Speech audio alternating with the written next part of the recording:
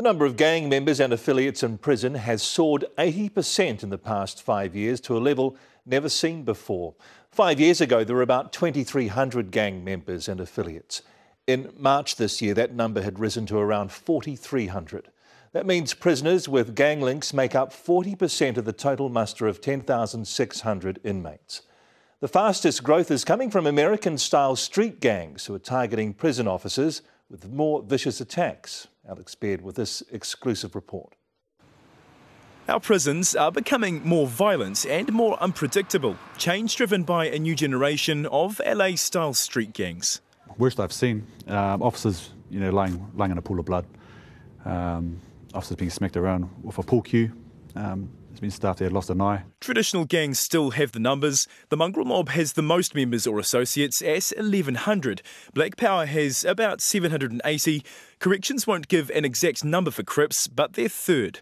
Killer Beez are fourth, up more than 200% in 5 years. Headhunters are up 237%, and Bloods are sixth, although again, no number from Corrections. They are younger, they are more prone to violence. They're willing to go further and do more than perhaps we'd seen before. Chief Custodial Officer Neil Beals is taken aback by the speed of growth in gangs such as the Killer Beez and Crips.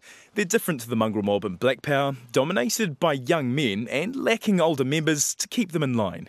He says Corrections is having to adapt with new equipment, approaches and training. Some of those older gang members from some of the older gangs will tell you that it's different, and these young lads, are far more dangerous than anyone had necessarily predicted. And the type of violence is far worse. This isn't just about, somebody getting a right hook or a left jab in the yards. We're talking, more weaponised assaults or stamping on heads, or stamping on people's backs, and more vicious, more pack attacks. Ray Seal is one of those on the front line. He's also been attacked. At times, you question whether you should still be in the job or should you go leave, in terms of, going back home to your families in one piece. The trends have taken researchers and Corrections by surprise. So I thought that those younger gangs would be absorbed into our traditional gang structures.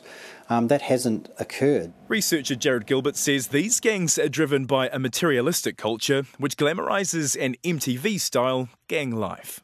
Recruitment has occurred in earnest for the first time in a long time, and they've become, for want of a better term, back in vogue.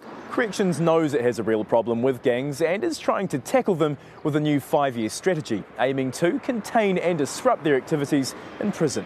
Alex Beard, Newshub.